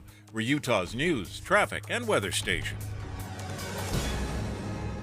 Inside Sources. Inside Sources. America's voice of reason. Boyd Matheson on Utah's home for elevated conversation. Inside Sources on KSL News Radio. Of course, a lot of talk about free speech of late. Is it hindering us? Does it remain one of our most vital democratic safeguards? There seems to be a growing pessimism towards the First Amendment and a call to mimic European-style speech regulations. But a United States like that could open the door to all kinds of censorship and things that I think would be not only disturbing but detrimental to our democracy. It really strikes at the core of civil liberties and the future of democracy. So beyond the headlines of even what's happening on our college campuses today, what's happening in Washington, D.C., is there something underneath the headlines that we should be looking at when it comes to free speech? Let's begin. Think you know the news of the day? Think again with Boyd Matheson on KSL News Radio. All right, well, it's time to think again about what we think we know when it comes to free speech. And I'm really pleased to have joining us on the program today, Jacob Mishigama, Executive Director of the Future of Free Speech and a research professor at Vanderbilt University. He's also a senior fellow at the Foundation for Individual Rights and Expression and the author of Free Speech, A History, From Socrates to Social Media. And Jacob, welcome to the show. Thank you so much. All right, let's start with the premise there. Should we be free speech pessimists? Where should we be looking? What's the core issue? Yeah, I think a lot of Americans, actually both on the right and the left, are sort of saying, well, maybe we've taken it too far with the First Amendment and maybe we need to rethink free speech, which I think is a dangerous idea in this country because even though free speech, even though America has the strongest legal protections of free speech of any democracy in the world ever, that is actually for good reasons. If you look at American history, there have been many examples of people who were put to jail or censored for speech that we today find, was vital to American democracy. But you don't only have to look at history. You could also look at what's the situation like in, other democracies, mature democracies in Europe, for instance, And there, it's not uncommon for people to be punished for criticizing, presidents, for blasphemy, for criticizing foreign heads of states and so on. And I think that's crucial for Americans to look at and say, is this really something that we would like to mimic, and what would the consequences be in a polarized country like the U.S.? Yeah, one of the things that you pointed out in your piece at reason.com, is looking at France. Back in 2021, the French National Assembly passed a law. Kind of walk us through that and what that would mean and how that might play out if that were here in the United States. Yeah, so France obviously has been hit hard by terrorism, religious extremist terrorism, and so have adopted laws to crack down on extremist organizations, actually basically allowing the government to ban certain organizations that are run against Republican values by decree. But it's not only been sort of radical Islamist groups. These laws have even been used against environmentalist groups, against groups that are critical of immigrants. And you could imagine if the federal government in the U.S. was able to ban by decree groups. If you had a Trump administration, it would go after sort of far left groups, and if it was a Biden administration, the target would probably be those who are very conservative. So it would be open for abuse. And in some of these countries as well, you have laws that punish the glorification of terrorism. So in one infamous case in Spain, a rapper was sentenced to 9 months in prison for glorification of terrorism, and also fined for attacking the monarchy and police. Now, I was someone who grew up listening to NWA and Public Enemy, and can you imagine that those lyrics were to be taken at face value? They should have, would have been behind bars for a very long time. So these are, can sound into American ears like, oh, this is just like scaremongering, but this is actually the actual reality in countries that on the surface are, similar in many ways to the U.S. Yeah, no question. And you pointed out that under kind of this European framework, the next administration, whether it's a second term for President Biden or a bifurcated second term for the former president, they wouldn't have to just, go after big tech in committee hearings in the Congress or the Senate. Congress could just pass a law that blocks that online content, and you end up with, who is deciding that? And as you pointed out, if it's a Democratic administration, they're going to be really hard on one side of the aisle, and if it's a Republican, it's going to be very different and focus on the other side. And so then we ultimately lose that free speech because we've got somebody who's an unelected bureaucrat making the decisions in terms of what is and what isn't acceptable when it comes to speech. And so give us kind of the path forward, especially in a time of high political polarization. Yeah, so there's this tendency, which in my book I call elite panic. So every time you have the public sphere is expanded either through new technology or previously marginalized voices have a say in public affairs. Those who are the traditional institutional gatekeepers panic and think everything will sort of fall apart. And we've seen that with social media. We see it now with generative AI. And the response to this in Europe has been to say, well, we need to regulate the so-called digital Wild West and pass these laws that say, for instance, in Germany, if social networks with more than 2 million users don't remove manifestly illegal content within 48 hours, they can be fined up to 50 million euros. So that's a huge incentive for social media networks to remove all kinds of content, even legal content, because you better safe than sorry. But what they also do in Germany is that they go after individual users.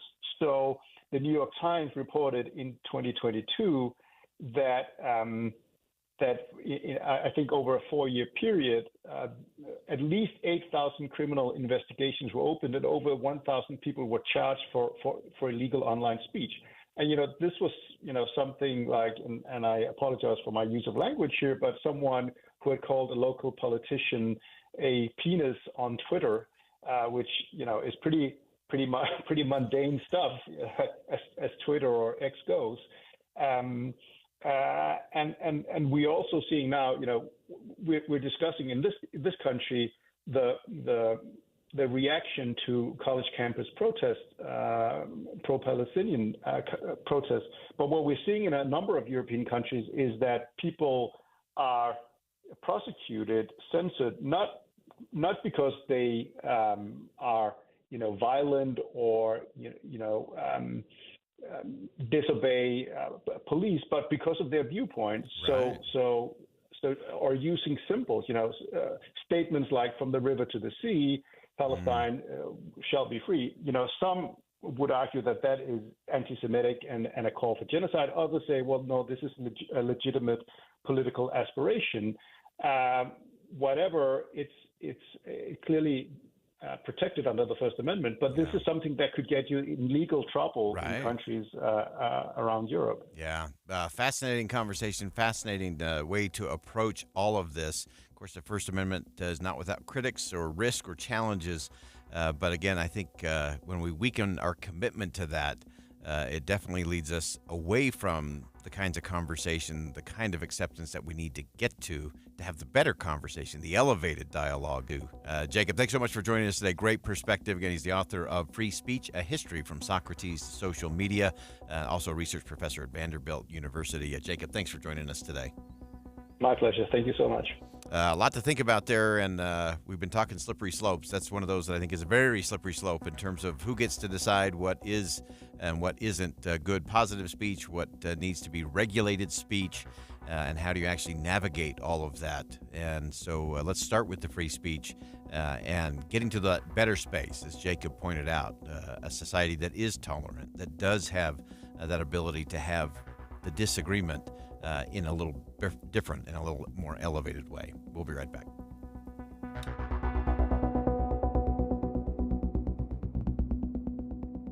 Think again on Inside Sources with Boyd Matheson. Derek Overstreet, founder of the New Millennium Group. We're a financial planning firm. Listen, we're fiduciaries. We have advisors standing by right now to take your call. That's 888-999-6370. 888-999-6370. The reason you're going to want to call is we're going to help you retire 3 to 5 years before you thought possible. Now, imagine how that would be if you could actually retire 3 to 5 years sooner than your plan was. The way we do this is by putting together a step-by-step plan, taking into consideration any rental properties that you have, any pension income that you have, your Social Security. Listen, we put that all together for you in writing. It will allow us to build your income based on inflation. Inflation has been rapidly rising. You and I both need a plan that whatever we start out our income at, in 5 or 10 years, we're going to need 40% more income. So if you're one of those people listening and you'd like a plan in writing, give us a call at 888-999-6370. That's 888-999-6370, or go to utahsfinancialplanner.com. Get the news. There were crackdowns on protests on college campuses around the country overnight. And a deeper understanding of the news. Where I think it crosses the line, all of a sudden you're in my face. Give us a call and your best argument. Tim and Amanda catch you up first thing in the morning. Then join Dave and Debbie and Boyd Matheson for conversation about the news middays. And Jeff Kaplan has the latest developments on your drive home. For news and talk, we have you covered on KSL News Radio. Advertising used to be simple. Your options were radio, TV, newspaper, and let's not forget the yellow pages. Now it seems like a tidal wave of options. Podcast, cable TV, streaming, OTT, CTV, audio networks, smart speakers. On top of that, you need digital marketing for your website along with SEM, SEO, display, video, YouTube, email, and all the social media platforms. Look, you're the expert in your business. Wouldn't it be nice to have an expert to market you? We are Bonneville Salt Lake, the local marketing and media company you know and trust. We reach customers across all digital and social platforms and have the reach of traditional advertising available as well. We find your customer anytime, any place, anywhere on any device here in Utah or anywhere in the world. We work to optimize your results with our in-house local team of experts, providing you with qualified leads, not just impressions. Contact Stephanie Palmer at KSL for a free consultation, including a complete digital audit with no obligation or cost to you. Email spalmer@ksl.com. That's spalmer@ksl.com. Common Spirit Health has expert orthopedic care that gets you back at it and back to your best. Find skilled orthopedic physicians at Common Spirit locations who specialize in general orthopedics and repair of hips, knees, shoulders, and hands, so you can return to running races or chasing the grandkids. Common Spirit Health. Hospitals, clinics, and caregivers all connected to advance healthcare in Colorado, Kansas, and Utah. Orthopedic care with human kindness is here. Visit mountain.commonspirit.org. It's springtime in the Rockies, and it's time to apply Revive Organic Soil Treatment. A Revive treatment with fertilization, aeration, and good watering is the key to building stronger roots for a healthy, lush green lawn. Revive fertilizes and moves water and nutrients deeper into the soil. Take advantage of spring storms with an application of Revive now. Protect yourself from drought later this summer and skyrocketing water costs. With Revive, if you water 2 times a week, it's like watering 4. Apply Revive Organic Soil Treatment today. It works. Be advised, this is your opportunity to save up to 40 to 80% on a hot tub or swim spa. This weekend only, Friday through Sunday, Mountain America Expo Center, Sandy. Be advised, this is your opportunity to save up to 40 to 80% on a hot tub or swim spa. This weekend only, Friday through Sunday, Mountain America Expo Center, Sandy. 18-month interest-free financing. Our factories have demanded we sell 1,000 hot tubs and swim spas this weekend. Mountain America Expo Center, Sandy. Huge factory incentives, factory rebates. This weekend only, Mountain America Expo Center, Sandy. We can remove your old hot tub. Free delivery of your new hot tub. Hot tub starting at $2,999. Mountain America Expo Center, Sandy. Free delivery of your new hot tub. Just relax and enjoy. Mountain America Expo Center, Sandy. Friday, 2 p.m. to 8 p.m. Saturday, 10 a.m. to 8 p.m. Sunday, 10 a.m. to 6 p.m. Free admission, free parking, free delivery. Mountain America Expo Center, Sandy. Call 833-SPA-SALE or visit hottubandSwimSpaSale.com. Here's an easy tip from Jordan Valley Water to know when it's time to water your lawn. If you can easily push a 6-inch screwdriver into your soil, you don't need to water yet. For more tips, visit waytowater.com. With the 3 things you need to know this hour, I'm Dan Bomas. First, Nebo School District says it's bringing in additional resources and staff, as well as extra law enforcement personnel, to deal with a series of threats at a middle school in Payson. Second, Republican members of Congress went out to get a first-hand look at campus protests today in Washington, D.C. And third, Utah's former state medical examiner on the witness stand today at Chad Daybell's murder trial in Boise. He testified Tammy Daybell died from asphyxiation from strangulation. Right now, 52 degrees and sunny in Salt Lake City, and back to Inside Sources on KSL News Radio. Get deeper insights on the news from Inside Sources. Well, the economy, of course, has been a sore subject for the economists and for some political campaigns as well. As we look at how things are shaking out, working class people have also taken to task that they're being treated like economists and not consumers in terms of how they're being spoken to about the economy. But the interesting thing to me is it time for a return to Americans' foundation as it relates to entrepreneurship? That is really the key to any kind of turnaround we're going to get as it relates to inflation or other elements within the economy. Productivity is an interesting component to all of that, and we want to dig into whether that is rising or falling and the impact that's going to have, the reasons behind it. And really pleased to have joining us on the program, Luke Pardue, wrote a great piece for the Washington Post, and he is the policy director of the Aspen Economic Strategy Group. And Luke, welcome to the show. Hey there, thanks for having me. So you start out your piece in the Post talking about artificial intelligence and how that's playing into the economy, and particularly how it's getting us into the space in terms of productivity. Explain that for us. Sure. Yeah. I mean, so I recently did an analysis for the Aspen Economic Strategy Group looking at some of the drivers of what really is the fastest productivity growth that the U.S. has seen since the 1990s. And I look at a couple of drivers, and, you know, one of the things that I find is that there's a lot of attention focused on buzzy trends like artificial intelligence. And while I think they have a lot of potential for long-term structural transformations of productivity, they're actually taking a little bit of time to play out. And so they don't have so much of a role to play in the upswing in productivity that we're seeing right now. a lot of that is being driven, I find, by entrepreneurship and the rise of new business creation in the U.S. Yeah, and that's where we want to get to. We believe firmly and passionately that it's entrepreneurs that not only drive the economy, the small businesses that are creating so many of those jobs, but it really is what fuels freedom, not just here in the U.S., but around the world. And so as you've looked at those numbers, where are we? What is the state of American entrepreneurship today, and what does it tell us about what we're likely to see next in the economy? I think the rise of entrepreneurship that we're seeing in the U.S. today is one of the least well-known bright spots in the economy. Since 2020, the U.S. has seen a surge in new business creation. And right now in 2023, we saw 5.5 million new business applications in the U.S., which is the most since the U.S. Census Bureau started tracking this data 20 years ago. And what's sort of been interesting is to see how this landscape of entrepreneurship has been changing over the past few years. We saw the surge in 2020 when a lot of people were driven into new business creation because they lost their jobs and they needed to find an income. But a lot of the new business creation we're seeing today, some survey data finds, is driven by opportunities and the mindset that a lot of American workers and entrepreneurs have to start their own business and to strike it out on their own. And I think, that the pandemic turned a lot of American life on its head, but this is one of the ways in which we've seen an encouraging change and more and more people deciding to strike it out on their own. Yeah, one of the things that you pointed out in your piece that we like to get to on this show is Congress can stimulate the economy with that increased spending. That's usually temporary, usually leads to inflation and a whole host of other downstream effects. You also talked about the Federal Reserve can deal with things in terms of lowering those interest rates. But again, that's always a pendulum back and forth in terms of tapping the brake or hitting the gas when it comes to the economy.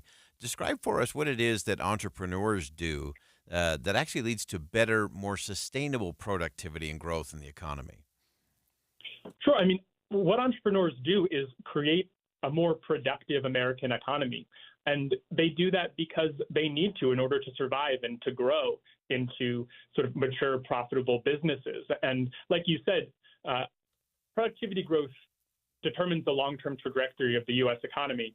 And when we see entrepreneurship rise, we can see productivity rise, which in turn drives U.S. economic growth.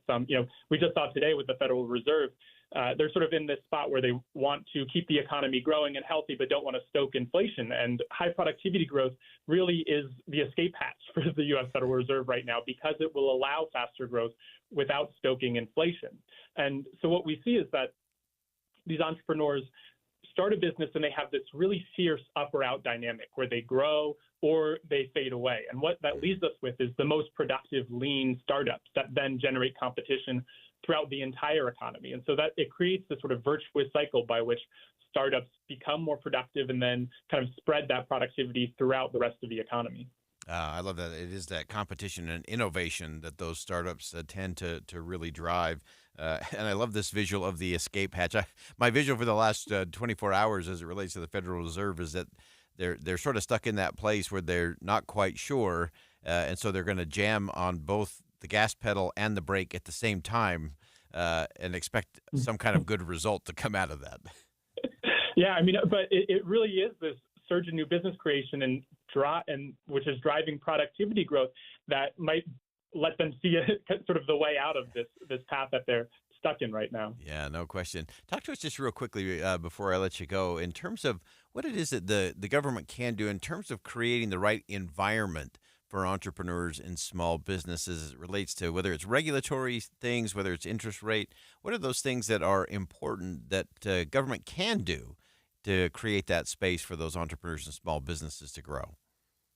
Sure. I mean, one of the things that economic research has found to be a proven model to help these entrepreneurs is even giving them the resources or the chance to prove out their business model. And by that, I mean the chance to make it into the stage where venture capital or private investors can even think about them as a viable company. And so one program that I highlight is this Small Business Innovation Research Program, which gives out really small grants to a wide set of new businesses to help them commercialize their potentially transformative ideas. And so just think about the 20 million new business applications we've seen since 2020. There's surely the sort of next big transformative company in there. And what the government can do, it doesn't need to pick winners and losers. It can let the market kind of decide that, but it can give everybody the chance, or as many new business owners as possible, the chance to prove out their idea and kind of take it to the stage of commercialization. This is a competitive grant program that doubles the chance these businesses receive private funding a few years down the line. And so I think one of the ways that the government can really help these new entrepreneurs is by making a wide portfolio of bets so that even if a few pan out, it pays for itself down the line. Yeah, I love that. And it's so important that they're not picking the winners or losers, because that usually stifles the productivity and the innovation that comes from those startup kinds of companies. But creating space, as you said, where they can get to that next stage and really play out their viability and the impact they could have. Great perspective on all of this. Luke Pardu's Policy Director of the Aspen Economic Strategy Group. Great piece, and thanks for joining us today. Thank you very much. All right, we're going to step aside for some bottom of the hour news. Don't go anywhere. We got more Inside Sources coming up next here on KSL News Radio. Stick around. We'll be right back.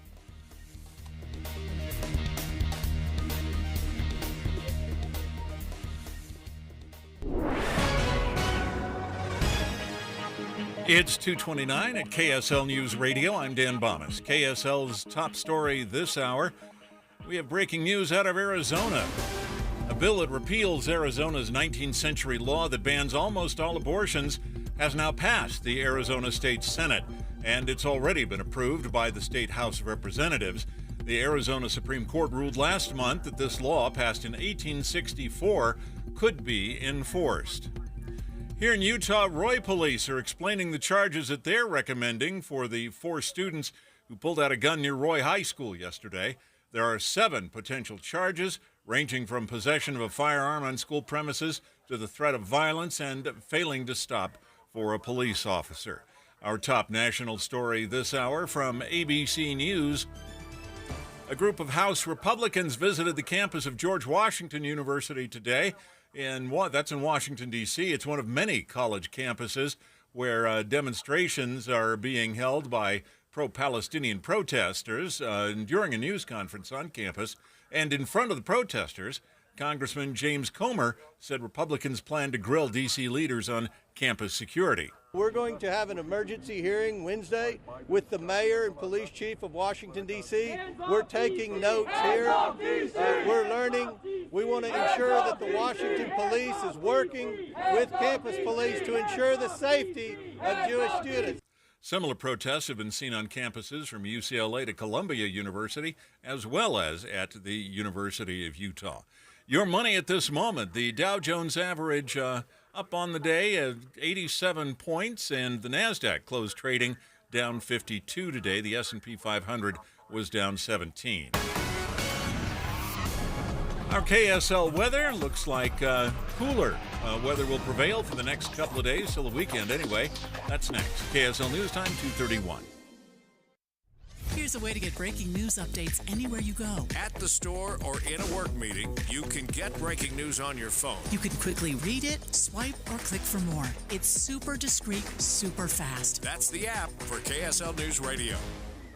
When you think of Utah's homeless, who do you see? They are people with names and faces, and many are in dire circumstances. They are men and women, and sometimes children. Many are living on the street, in a car, or in a shelter. Some choose to be homeless. Most do not. Many experience the challenges of addiction or mental illness. All are vulnerable. Homelessness is a crisis, one that affects us all. Utah is building a coalition of community leaders and concerned citizens united to end the plight of homelessness. Homelessness should not mean hopelessness. Learn more at projecthumandignity.org. A message from Utah Impact Partnership.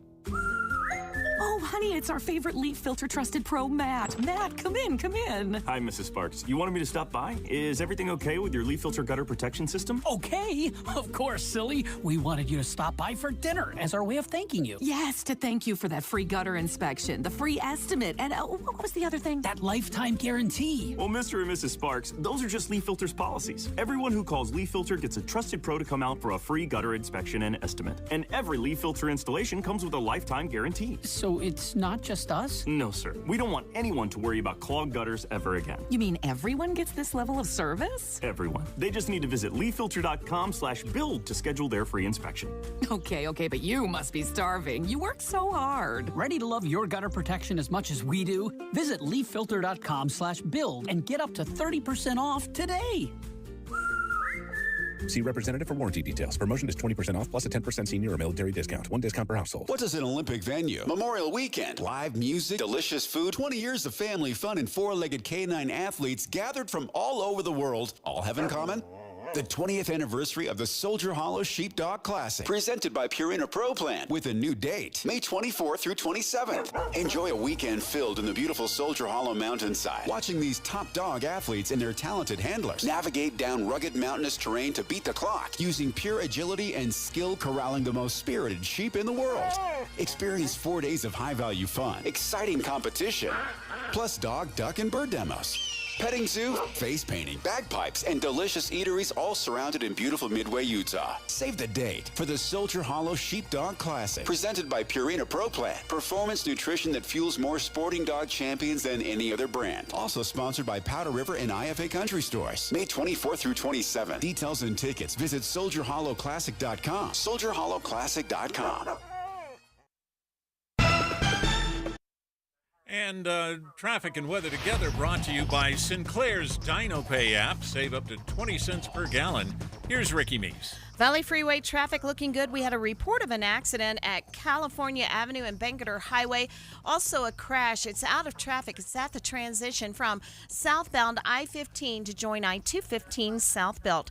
Calling all Wasatch and Summit County residents, use the code LOCALVIP to get early access and lock in your summer plans for Utah Symphony's Deer Valley Music Festival. Ricky Meese in the KSL Traffic Center. Our weather will be cool, but mostly sunny for the next couple of days. We could see some rain on Saturday, and temperatures will stay in the low 50s, in the 50s to the 60s.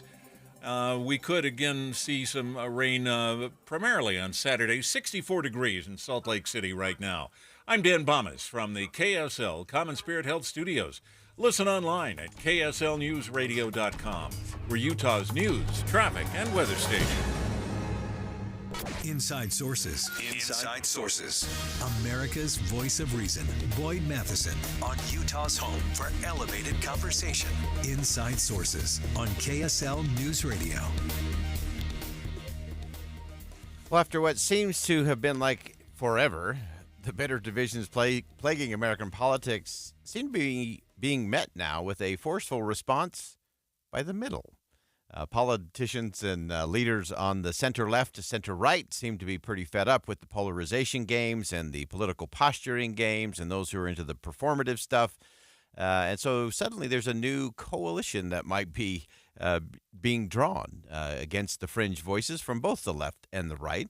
And the question then is, does this make it go even further to the extremes, or does this actually create a space where that movable middle becomes the majority? An interesting conversation to be had for sure. Alexander Bolton is a senior staff writer for our friends at The Hill. A great piece on the revolt of the political center against the fringe. And Alexander, welcome back to the show. Thanks a lot for having me on. So let's get into this. Obviously, a lot of the attention has been centered on Marjorie Taylor Greene and her motion to vacate the chair against Speaker of the House Mike Johnson. Clearly, that is not going according to her plan, and it's actually bringing some. I said earlier in the show today, she may have found the way to unite Congress. And who would have thought that it would have been Marjorie Taylor Greene that brought some of those groups together? Yeah, that's exactly right, and I think. What my story is about is the revolt we're seeing from the political center in both parties, Republicans and Democrats, and as you pointed out, in this case, teaming up to defeat the resolution, the motion to vacate, to kick Speaker Mike Johnson out of his job. That she plans to. She just confirmed this morning that she is going to force a vote on this next week. So it's going to come down to a group of mainstream Republicans, or even the vast majority, overwhelming majority of House Republicans and Democrats teaming up to quash this resolution. And Mitch McConnell, the Senate Republican leader, was just asked about this afternoon, and he said he's looking forward to finally, quote, chaos ending in the House. So I think what we're seeing here is that on both sides of the aisle, Democrats and Republicans, there is a frustration with the fringes are distracting and hurting them politically. And so the example we just talked about is this motion to vacate, to push Mike Johnson out of the Speaker's job, which, of course, was used to kick Kevin McCarthy out of the Speaker's job in October. But then there are also examples on the left. And the other example I cite in my piece is John Fetterman, a Democrat from Pennsylvania. He's a member of the Senate. He is been very outspoken against the campus protest movement. He calls it pup tents for Hamas. And he says that even he would support conditioning some federal funding for universities if this continues. So there's an example in the Democratic Party of someone who's in the middle, venting frustration and kind of revolting against the political fringe, which in this case are these pro-Palestinian protesters who've taken over Columbia universities and college campuses across the country. Yeah, it's so fascinating, and I've been wanting to get your perspective on this. The fact that we've had these pretty major pieces of legislation move through, whether you talk about the TikTok and that space, or whether it's Ukraine, Israel, Taiwan, debt limit, funding the government to the end of September, all of those were passed with 300 to 333 votes, which shows that there are some folks who think there is some business to be done in Washington. Yeah, and I think it's it's maybe what Richard Nixon years ago called the silent majority, that there is a relatively silent majority in Congress that wants to get some things done. And of course, the way social media and the mainstream media, when I say mainstream media, I'm talking about cable media and print media, the way that's all oriented is to reward the people who make the biggest splashes, who make the biggest distractions, and who kind of throw out the most bombastic rhetoric. And in this case, it's Marjorie Taylor Greene on one side, or it's these pro-Palestinian protesters on Columbia University on the other. And so I think we're seeing the political center is just getting sick of it, and especially when things start to really get out of hand. And I think there was real concern that Ukraine was going to lose the war because of lack of aid from Congress. Yeah, no question about that. And I keep holding out hope that you've got a group like the Problem Solvers Caucus that's come together. You've seen these groups from the center left to the center right coming together. I keep saying, if they would just realize, to your point, and the Nixon quote, that it is the majority, that if they just bonded together, they would immediately make the far left Democrats and the far right Republicans the minority parties, and we'd have a new governing coalition. Well, and there is a Problem Solvers Caucus, in the House. They've not been the most effective, but I do think the fact that you are seeing some, teamwork in the middle to try to quash Marjorie Taylor Greene. This could be the sign of something to come in the future. And look, I think the Ukraine and the emergency foreign aid package, was a big deal, and there have been other things too. Yeah. Government funding legislation. There was bipartisan infrastructure legislation. In I think it was 2021. Bipartisan gun violence legislation. I believe that was in 2022. So there have been some, bipartisan things. What's significant about what's happening right now with Marjorie Taylor Greene is that since the Republican takeover of the House in the 2022 election, we have seen, just complete paralysis there that has been inflicted by this small group of conservatives who have constantly threatened first Kevin McCarthy's job, then they finally ousted him, and now threatening Speaker Mike Johnson's job. So the fact that the political center is standing up to kind of push back against these forces of paralysis, I think is a significant development, and it shows that the political center is pushing back against the fringes, the political fringes. People are getting sick of the fringe politics on both sides. Yeah, no question. And give us one last thought before I let you go. In terms of what you're going to be watching moving ahead, particularly in a presidential election cycle? So many things on the line there. Is this going to be a moment where that middle decides to truly stand up, and how could that impact what we see play out on the first Tuesday of November? Well, that's a great question, and I think we will see the political middle, decide this election, and that's why I think, it is likely. I think that President Biden is going to win re-election because I think he's just less polarizing than former President Trump is. Now, that could very well be wrong, but that's sort of my sense of where things stand now. And then I think in the Senate, I think the Republicans are going to take back control of the Senate, and I think that the voters are going to elect a Senate Republican majority to act as a check on the Biden agenda to kind of slow the confirmation of judges and executive officials and really put brakes on that agenda. And then in the House, I think we're going to see a Democratic takeover of the House just because there has been so much chaos and dysfunction in that chamber, for months and months now. Yes, finally, the political center has, tamped down, defeated Marjorie Taylor Greene, but wow, a lot of damage has been done, and I think there'll be a political price to pay for that. So, I think what the Vegas odds are right now, Biden wins re-election, Republicans take over the Senate, Democrats take over the House. But it's not, I don't know if you watch NBA basketball, a lot can change in the final minutes. That's right. That's exactly right. No question about that. And it is going to be fascinating if the American people once again vote for divided government. We keep coming back to that, and always an interesting check on all of that. Alexander Bolton, fantastic stuff as always, senior staff writer for The Hill. You can check out his piece at thehill.com. And Alexander, thanks so much for joining us today. Thanks a lot for having me on. All right. Again, that's Alexander Bolton, great writer for The Hill, and looking at that middle of the country and the middle of the politics in our nation's capital. And they are flexing their muscles just a little bit. It'll be interesting to see if they sustain that and where that takes us as a country and where it takes the political conversation. We'll continue to track it here on Inside Sources. We'll step aside for a quick break. We'll be back with some final thoughts coming up next.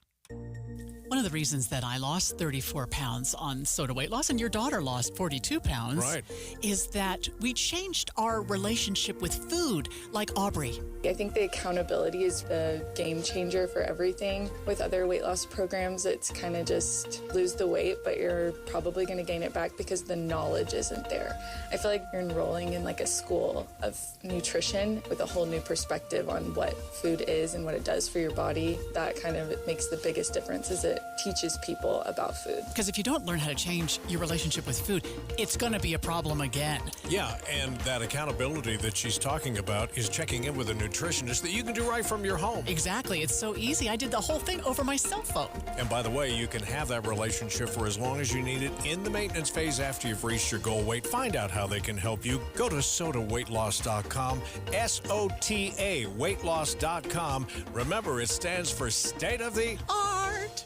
That's right, it's me again, and I'm at J&J Garden Center in Layton, the best place to shop for Mother's Day, where they have something special for every mom, and of course at a special price. Right now, all hanging baskets are 20% off, all flats of flowering bedding plants are just $22.98, and all 4.5-inch geraniums are 20% off too. That's incredible.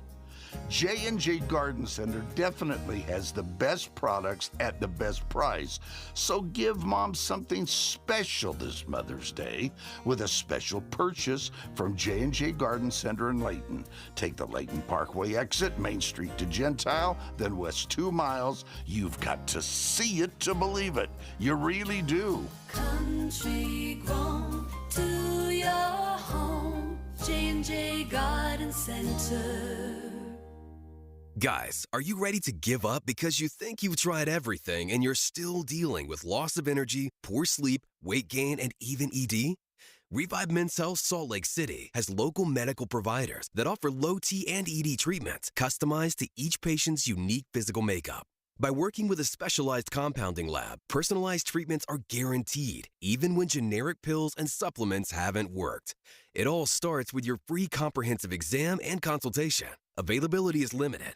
Book today, and for this month only, Revive offers qualified patients a free 1-month supply of personalized ED medication, plus a free ED treatment producing immediate results. The experts at Revive Men's Health Salt Lake City will work to provide the right treatment for you so you can show up as the best you in all aspects of your life.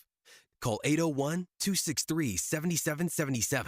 That's 801-263-7777. Or send them a private message at revivemenshealth.com.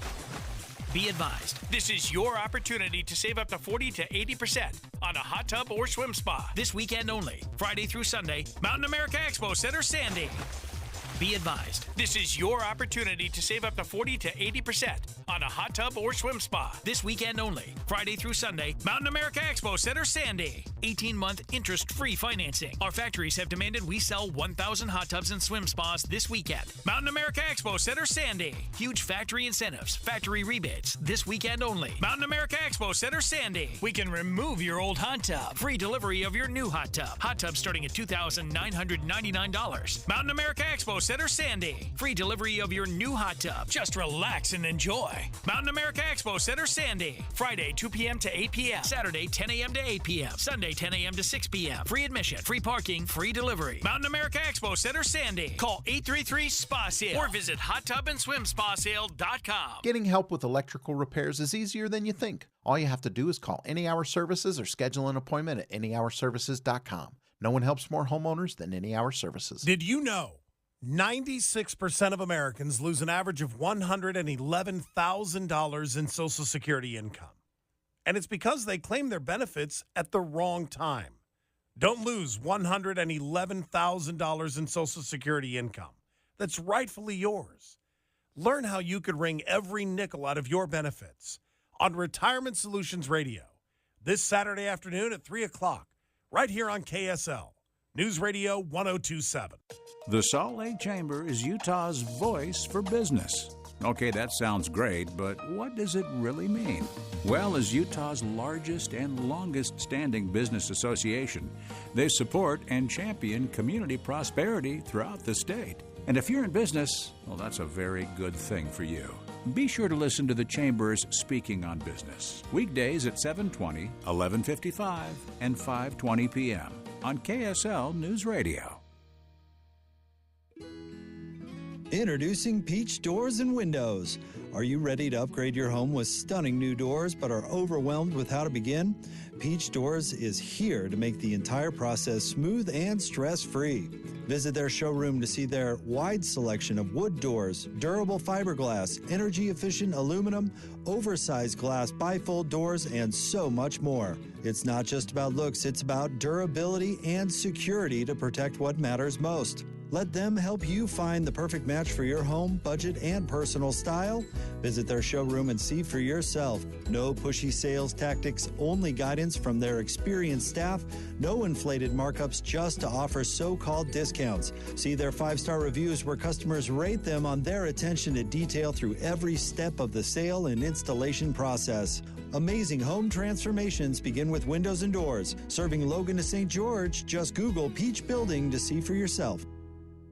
Dave and Debbie. I want our listeners to feel like they have an advocate, that they have somebody that's going to fight for them, challenge the status quo or the pithy soundbite. We have a unique job where we have access to interviews and people that not everyone has. We take that seriously. So if we do feel like we're getting a spin, then we can challenge it. I love it when people tell me, I was just thinking about that question that you asked. I'm glad you asked that question. That's like the height of compliment. I want our listeners to feel empowered to use the information that they've learned on the Dave and Dujanovic show to help their families, to help make good decisions, help investigate other avenues to maybe protect their family's safety or protect their family's money. I'm hopeful our show leaves our listeners with a sense of empowerment so they can make the best decision possible for themselves and for their families. Listen for Dave and Dujanovic 9 to noon on KSL News Radio. With the 3 things you need to know this hour, I'm Dan Bomas. First, the 4 students involved in a gun incident near Roy High School this week, all now facing charges in juvenile court. Second, Payson Police and the Nebo School District are putting more resources into a school that's been a target of multiple threats. And third, some Republicans in Congress held their photo op today in front of campus demonstrators in Washington, D.C. Right now, we're at 52 degrees with sunshine in Salt Lake City. Back to Inside Sources on KSL News Radio. Hear elevated conversation on crucial issues. Boyd Matheson on Inside Sources. Welcome back to Inside Sources here on KSL News Radio. It is great to be with you today. As always, I am Boyd Matheson. As we wrap up the program today, I actually want to go back to a conversation we had earlier in the day during hour number 1. And, of course, if you ever miss anything on Inside Sources, you can just go to KSL News Radio Podcast, kslpodcast.com, and you can find all the podcasts from all of our extraordinary guests, get all the great insight whenever you want it, whether you're going for a walk on the exercise bike or just chilling and having a little background noise. Great things to be talking about. And I want to go back to our conversation with Paul Lambert, who's the Religion Initiative Director at the Wheatley Institute down at BYU. And we were talking about this whole element of faith in the public square, in particular as it relates to what's going on college campuses and where we're having some of that fail, but why we're having it. And I'm one of those who believes that if you want to have faith in the future of America, you have to have faith in the future of America. It has to be part of the conversation. One of the things that Paul pointed out in his piece at Deseret.com was something from our friend David Brooks, who said, we are trying to do something that has never been done before. We are trying to build the first mass multicultural democracy and to sustain it over time. And so valuing the differences, having that kind of diversity, whether it's on a college campus, whether it's in our own community, whether it's in a business or an organization, we have to get to a very different place. But sadly, so often, faith is not part of that equation. If you look at most of the things that have taken place as it relates to things like DEI in organizations and on college campuses, faith is usually not part of that equation. That's something else that we're supposed to deal with at church or synagogue or just in our own homes. And I'm one of those who firmly believes that faith is a dimension of diversity. And the fact that we've seen such a rise in anti-Semitism, Islamophobia, and a host of other things tells me that we're not getting to the right conversation when it comes to faith. And I think in recent years, there's actually been some improvement in this space that's also worth noting and celebrating. And that is the development of the right kinds of diversity programs for employees is a good thing. Because what most businesses recognize and understand is that when workers feel included and valued and nurtured, it has some really nice byproduct. Loyalty, commitment, productivity, all of those things tend to flourish. Few organizations have made the ultimate leap, though, as they looked at these kinds of programs in their organizations, and that is to recognize faith as a dimension of diversity. And it's really interesting to me that employee fatigue from kind of the 24/7 connection to work through technology, as we have younger and older employees assessing things beyond what happens between 9 to 5 or when their work begins and ends. Some businesses are starting to have doubts about their doubts when it comes to faith in the workplace. For a really long time, many years, an employee talking about their faith was not just frowned upon, but usually strongly cautioned against.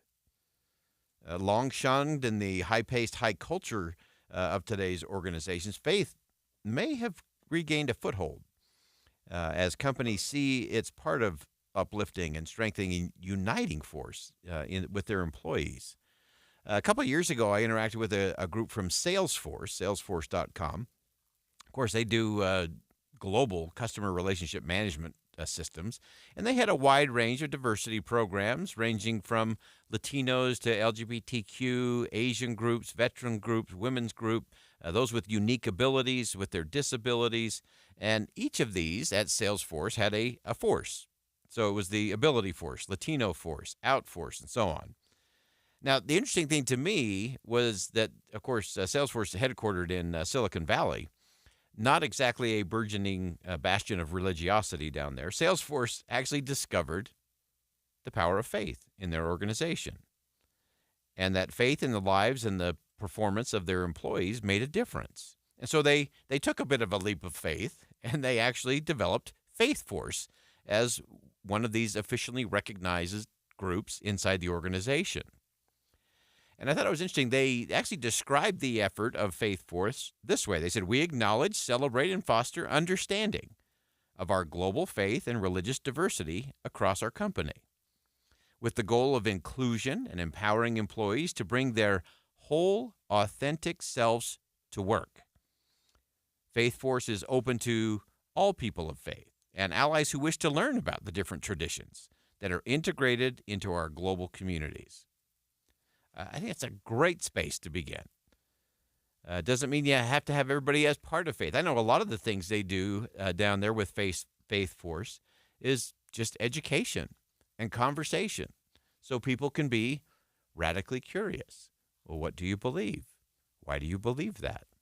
Tell me more about the history of this, and to engage in some of those core elevated conversations that really matter. And, of course, no one should ever feel pressured to have to sign up or be involved in any particular organization inside a company. That should always be volunteer. But it does create a really interesting space. And it actually leads to a lot of the things that we talked to Paul Lambert about earlier in the show, that religious inclusion can actually help a wider swath of people to see themselves as beneficiaries of diversity work, including a lot of those who are the harshest critics. It's also important for us to recognize that in our history as a country, it has been people of faith and faith organizations that have championed a lot of social justice and human dignity efforts. All of that leads to greater inclusion and better understanding of one another. And so oneness is not sameness, as we always